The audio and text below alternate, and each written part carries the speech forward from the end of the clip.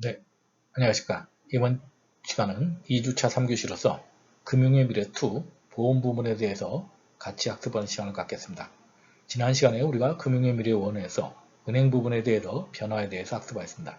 이번 시간에는 은행과 또 한 축을 갖고 있는 보장이 한 축을 갖고 있는 보험시장의 미래에 대해서 생각해보는 시간을 갖겠습니다. 자, 먼저 보험산업의 주요 동향을 보시면은 우리가 보험업 변천사를 보시면은 우리가 크게 5단계로 볼 수 있습니다. 약 1986년도까지는 우리가 독과점 체제였습니다. 특히 생명보험 업계를 보면은 이때까지만 하더라도 교보, 삼성, 동아, 뭐 예를 들어서 대한생명 이런 회사들이 우리가 이제 6개 회사들이 독과점 체제로 운영하다가 1987년도 우리가 이제 노태우 정부 제5공화국이 들어서면서 외국에 우리가 자본을 개방하고 우리가 금융시장을 개방하게 되면서 이때부터 이제 경쟁 체제가 이루어지게 됩니다. 그래서 이 당시 뭐 삼신 올스테이트니 뭐 예를 들어서 코롱메트라든지 수많은 외국 합자 회사들이면서 굉장히 많은 보험사들이 생기게 됩니다. 그래서 그 당시 저도 이때 이제 보험회사에 교보생명 다니고 있을 텐데 이때 많은 제 동기 또 선후배들이 이때 신설사로 많이 갔었던 이런 경쟁 체제가 이루어지게 됐죠. 98년도까지 이루어지다가 이제 IMF를 겪으면서 이제 우리가 이제 좀 일부 좀 그 신설사들이 많이 도태가 되면서 그러니까 새롭게 이제 외자계 문화가 이제 정착이 됩니다. 그래서 이제 프루덴셜 회사를 중심으로 해서 파이낸셜 우리가 이제 플래너라는 어떤 문화가 정착되면서 종신부, 그다음 프로세스 문화 이런 것들이 이루어지게 되면서 약 2007년도까지 우리가 서브프라임 오기 전까지 이제 외자계들이 우리가 이제 보험업의 문화를 주도하는 FP 문화로 우리가 프로세스 영업, 이때 뭐 재무설계 이런 것들이 굉장히 많이 강조가 되게 됩니다. 그러다가 이제 2008년도부터 2017년도까지는 우리가 이제 이후에 이제 GA라고 하는 어떤 제너럴 에이전시 조직으로 해서 우리가 이제 고객들이 한 회사에서 상품을 가입하는 것이 아니라 수많은 어떤 비교경쟁하는 어떤 그 선택의 폭을 넓히는 우리가 GA 시장이 어떤 활성화가 이루어지면서 보험 어떤 특히 이제 보험의 중심이 원수사에서 이제 GA 중심으로 바뀌게 됩니다. 현재 어떤 설계사들의 어떤 숫자를 보면은 원수사 생보순보의 숫자를 합한 것보다 GA 숫자가 많을 만큼 GA 중심으로 아직까지 이루어지고 있습니다. 그러다가 이제 2018년에는 이제 인슈어테크라고 하면서 이제 보험에서 이제 새롭게 이제 디지털 경영이 이루어지면서 인슈어테크로 이제 빠르게 변환이 되는 시기라고 말씀드릴 수가 있습니다. 자, 그러면 앞으로 보험의 미래는 어떻게 될 것인지 지금까지 약 한 40여 년 정도 이루어졌던 보험업계의 변화가 최근에 2, 3년도에 변화를 따라가지 못할 만큼 급격히 우리가 이제 변화가 이루어지고 있다고 말씀을 드릴 수가 있습니다. 자, 그러면 이어서 우리가 이제 보험산업의 주요 동향을 살펴보면 보험업은 일단은 장기간 계약을 유지를 해서 관리를 해서 거기에서 수익과 모든 것을 이뤄내는 산업입니다. 보통 10년 이상 납입하고 보험기간이 종신보험 같은 평생을 가는 이런 것들인데 가계의 부채 부담이 늘어나면서 2014년 이후에 6년간 수익보험료들이 해약환급이 지속적으로 상승하고 있습니다. 특히 최근에 우리 이제 코로나 사태로 해서 경기가 안 좋아지면서 특히 가장 어떤 급히 어떤 위험을 느끼지 않는 어떤 보장성 보험을 이런 상품들까지 해약이 급증하면서 보험회사의 어떤 해지율이 굉장히 급증하고 있는 것이 현실입니다. 자, 두 번째는 보험회사의 영업현금 흐름이 악화되고 보험회사의 영업현금 흐름은 우리가 수입보험료에서 지급보험금을 빼고 거기서 사업비를 빼는 걸 말하는데 수입보험료는 점점 줄어들면서 지급보험금 들어가고 특히 또 GA와 어떤 경쟁에서 사업비를 늘리게 되면서 생명보험의 현금 흐름이 굉장히 우리가 낮아지고 있습니다. 그래서 2019년도 작년에 처음으로 보험사들이 역마진이라는 것은 보험회사의 어떤 수입보다 어떤 지출이 많아지는 어떤 역마진이 이루어지게 되면서 보험회사들이 이제 장기적으로 비상시기에 접어들었다 이런 이야기를 할 만큼이 됩니다. 그래서 뭐 유명한 어떤 투자 전문가가 이런 얘기를 했다고 합니다. 나는 돈이 아무리 많아도 A3 등급을 가지고 있는 보험사라도 앞으로는 투자하지 않겠다. 그만큼 보험의 어떤 미래에 대한 어떤 현금에 대한 악화에 대한 어떤 그 경고라고 말씀드릴 수가 있습니다. 자, 그러면 또 수익성 어떻냐? 단기 순이익도 점점 줄고 있습니다. 작년 대비 급감하고 있고 정말 해마다 지금 단기 순이익이 줄어들고 있고 손해보험도 특히 손해보험의 어떤 순이익 감소율이 생명보험에 비해서 특히 심하다. 그것은 손해율이 굉장히 급증하게 되면서 손해보험의 어떤 수익성, 생명보험, 손해보험 다 우리가 수익성이 약화된다고 볼 수 있습니다. 자, 그래서 여러분들이 보시는 바와 같이 우리가 이제 수익성을 볼 때 우리가 기본적으로 우리가 수치차도 보지만은 ROA와 ROE를 보게 됩니다. ROA라는 것은 우리가 이제 자본 대비 어떤 그 수익률을 말하고 자산 대비 수익률을 말하고 ROE라는 것은 자기 자본 대비 수익률을 말하는데 실질적으로 손해보험이 생명보험보다는 좀 높지만 점점 우리가 해가 갈수록 우리가 ROA나 ROE가 점점 감소한다는 걸 여러분들이 보험연구원 우리가 그 보험산업 전망가 과제에서 보고서를 통해서 여러분들이 느끼실 수가 있습니다. 그런데 이런 것들이 급격히 앞으로 회복이 될 가능성이 적다. 특히 우리가 2023년도부터 뒤에서 설명드리는 KFRS라는 IFRS 2017이라든지 아니면 이런 새로운 제도들이 도입되면서 급격히 우리가 앞으로 IFRS 17과 그 다음에 KICS라는 제도들 때문에 앞으로 보험회사의 어떤 역마진, 그 다음에 책임중비금 증가로 인해서 수익성이 악화는 굉장히 심화될 것으로 예측입니다. 자, 그래서 여러분들이 보시는 바와 같이 특히 손해보험에 제가 수익성이 약화된다고 했죠.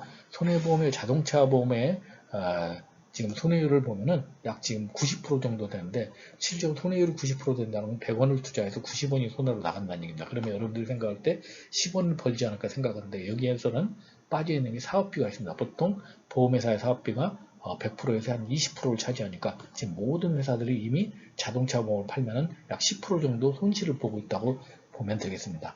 그러니까 팔면 팔수록 손해라는 얘기죠. 특히 올해는 또 태풍, 또 장마 이런 것들로 인해서 또 많은 또 차량들이 침수되면서 이런 어떤 손해율이 더 나빠질 것으로 봅니다.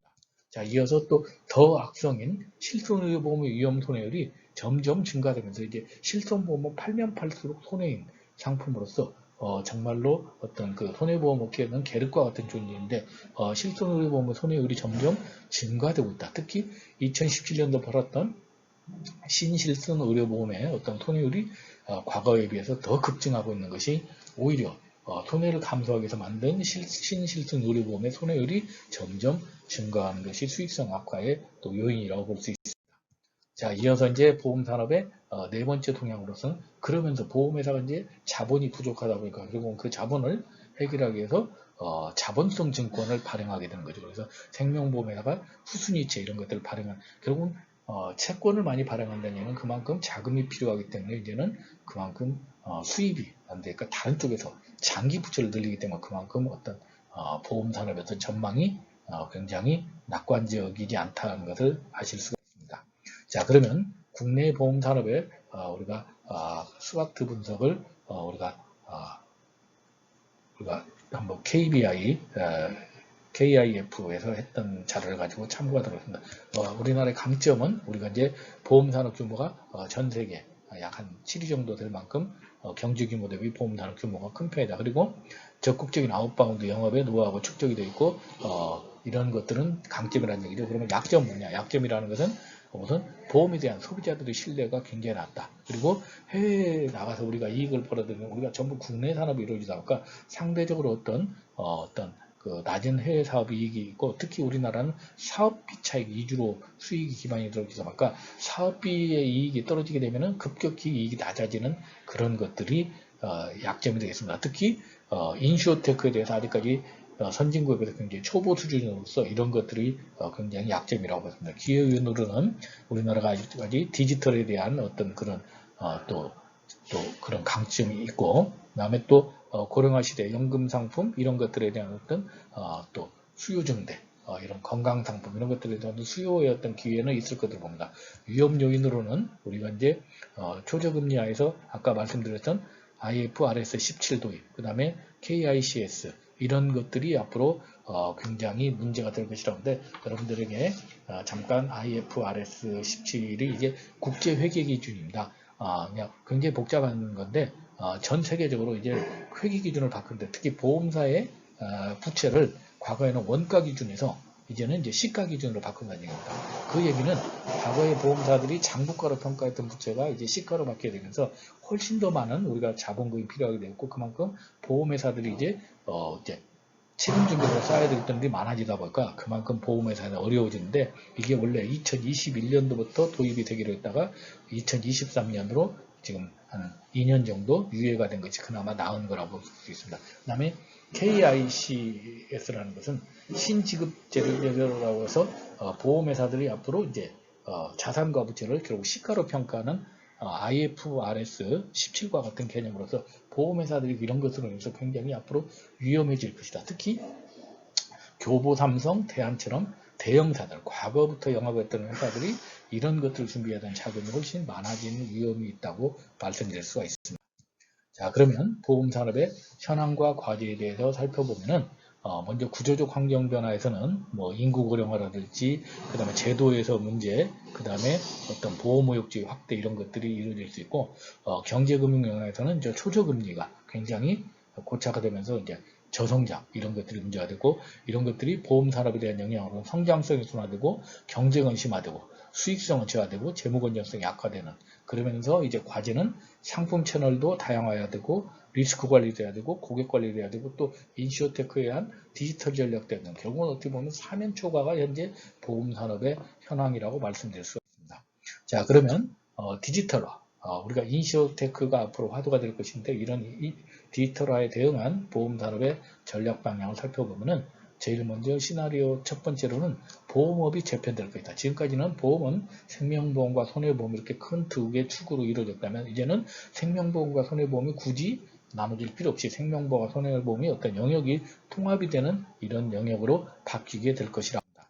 두 번째, 우리가 시나리오 2로는 판매 플랫폼이 부상이 될 것이다. 그래서 앞에서도 제가 우리가 금융의 미래, 은행의 미래에서 보여드린 것처럼 이제는 어떤 소비자들이 과거에 금융회사를 선택해서 금융회사에서 거기에서 맞는 서비스를 고르는 시스템인데, 이제는 고객들이 어떤 서비스를 먼저 선택하고 거기에 맞는 가장 강력한 경쟁력 있는 플랫폼이나 금융회사를 선택하는 것으로 바뀌게 될 것이다.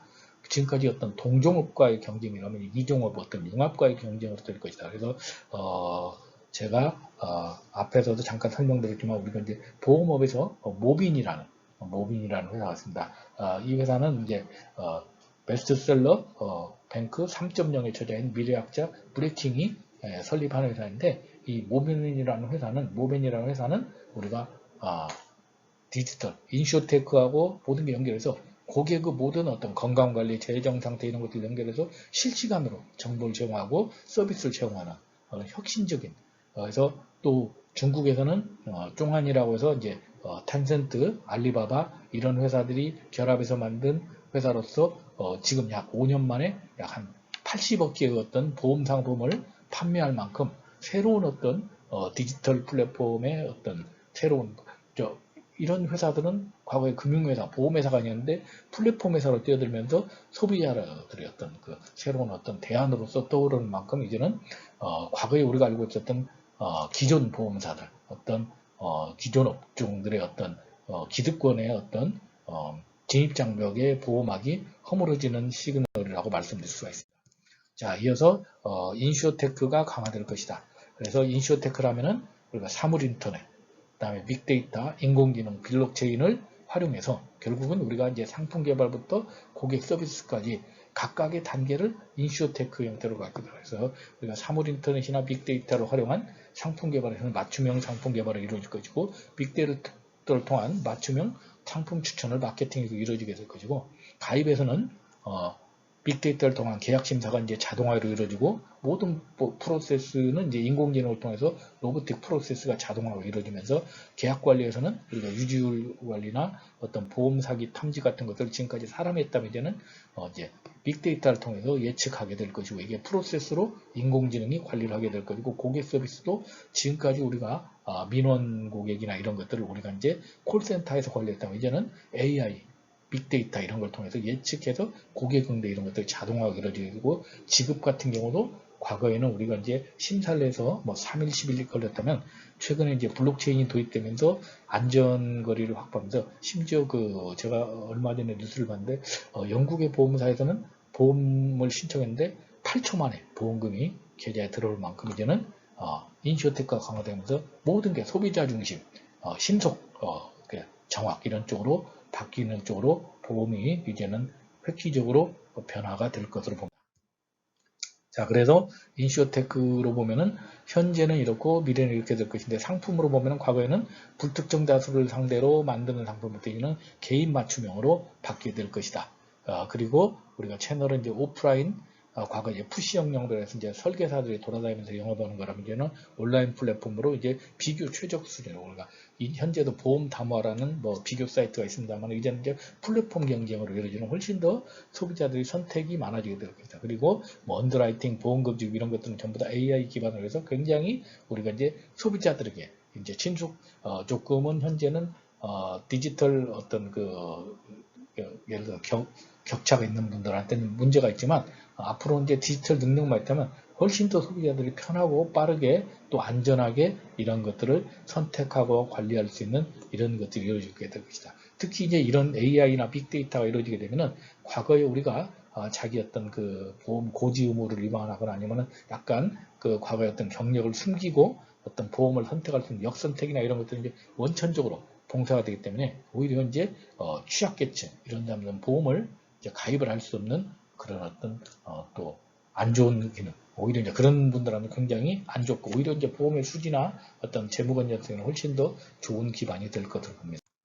자, 그래서 뭐 다른 그 몇 개의 회사를 잠깐 소개해드리면, 레모네이드라는 회사에서는 예를 들어서 챗봇을 이용해서 빅데이터 기반 맞춤형 상품을 우리가 이제 신청하고 청구하고 다 이런 것들이 이루어지게 된다. 그 다음에 일본의 후쿠오카 생명에서는 AI 인공지능을 도입해서 모든 것을 이루고 있고, 그 다음에 또 오스카일스라는 곳에서는 사물 인터넷을 도입해서 보험가입자가 웨어러블 기기를 손목에 착용해서 앞에서 아까 설명드렸던 것처럼 본인이 건강관리 잘하면 보험료 할인되는, 제가 아까 잠깐 설명드렸던 제가 캐롯이라는 회사에서 자동차 보험 가입해서 제가 운행한 거리만큼 매달 보험료를 내는 거하고 비슷한 이런 시스템으로 이제는 사물 인터넷과 AI, 빅데이터 이런 것들이 이제 모두 이제 우리 실시간 실생활과 보험과 연결되면서 우리가 이제 그런 서비스를 제공받는 인슈어테크가 앞으로 굉장히 강화될 것으로 봅니다. 자, 그래서 앞으로 생명보험사의 어떤 전략을 보면은, 생명보험사는 대형보험사 같은 경우는 기존 전속설계사의 어떤 정의화가 이루어지지 않으면 이제는 경쟁력이 없어지는, 지금처럼 우리가 푸시 영업으로 뜨지 않기 때문에 결국은 어떤 VIP 마케팅을 타겟으로 한 어떤 전문성 있는 전속설계사의 역량을 키우지 않으면 이제는 어렵게 될 것이다. 그리고 중소형 보험사 같은 경우는 이제 판매 플랫폼으로 이어져서 이제 지위가 흡수되든지 아니면 전업보험사, 이런 어떤 전업보험사로 바뀌게 될 것으로 봅니다. 자, 손해보험사 같은 경우도 대형 선보사 같은 경우는 대형 생보사와 비슷한 전략으로 가게 될 것이고, 어떤 우수 설계사들은 어떤 VIP 마케팅이나 이런 쪽으로 가게 될 것이고, 중소형 손보사 같은 경우는 어떤 GA에 매각되거나 M&A, 어떤 전업 손보사 이런 쪽으로 우리가 바뀌게 될 것으로 봅니다. 자, 그리고 이제 판매 채널을 보게 되면 지금까지 우리가 전속설계사 중심으로 이루어졌다면 어떤 전속설계사는 굉장히 줄어들게 될 것이다. 현재 우리나라 전속설계사가 지금 생보, 손보 합쳐도 20만이 안 되는데, 이게 앞으로 한 2년 안에 한 3년 안에 한 10만 정도로 줄어든다는 보고가 나올 만큼 굉장히 빠르게 판매 채널이 변화될 것이다. 그리고 GA도 지금까지 판매 전문만 했다면 이제는 다양한 어떤 부수 사업을 하는 플랫폼 사업으로 발전하지 않으면 GA도 경쟁력이 사라지게 될 것이고, 오히려 방카슈랑스가 이제 은행의 보험사들은 전속 설계사가 줄어들게 되는 게, 결국은 은행에서 하는 방카슈랑스에 의지하는 어떤 방카슈랑스의 확대를 원할 가능성이 높다고 말씀드릴 수가 있습니다. 자, 그래서 판매 채널 관한 전략 현황을 보면은 이제는 과거에는 고객이 이제 FP가 고객한테 가서 이렇게 보험을 권유를 하고 있다면, 이제는 고객들이 여러 채널에게 자기의 어떤 가입 내역이나 이런 것들을 선택할 수 있는 것을 해서 오히려 고객이 가장 유리한 조건에서 선택할 수 있는 역경매 플랫폼, 과거에는 보험사들이 정해주는 어떤 상품에서 내가 골랐다면 이제는 고객이 자기의 조건을 내고 가장 유리한 조건을 선택해주는 제공해주는 그런 상품에 가입할 수 있는 역경매 시스템으로 디지털 채널이 바뀌게 될 것이고, 특히 스마트폰 채팅을 이용해서 보험 상품 가입을 추천할 수 있는 이런 서비스로 가게 될 것이다. 그래서 여러분들이 보시는 바와 같이 이제 디지털 기술을 보유한 기업들이 굉장히 많은 회사들이 이제 플랫폼에 뛰어들면서 과거 유통업이나 물류 아니면은 다른 업종에 있었던 이종 업종들이 보험업에 뛰어드는 어떤 이제 융합의 시대로 가게 될 것으로 봅니다.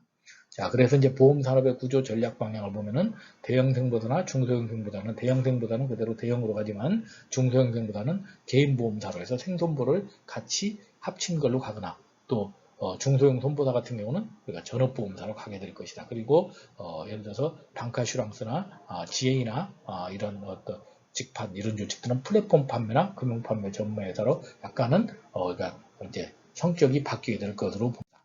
자, 그리고 우리나라의 어떤 그 미래 보험 영역의 주요 환경 요인을 보면 디지털 기술이 발전되면서 이건 우리나라 현재 디지털 기술 접목 활용 사례를 예를 들어서 판매 채널이나 뭐 상품 개발, 유통 판매 뭐 이런 형태로 제가 보험연금업의 발전 전략이라는 보고서를 가져왔으니까 여러분들이 한번 참고를 하시면 되겠습니다. 많은 회사들이 지금 부문별로는 디지털 기술을 지금 활용하고 있다고 볼 수 있습니다.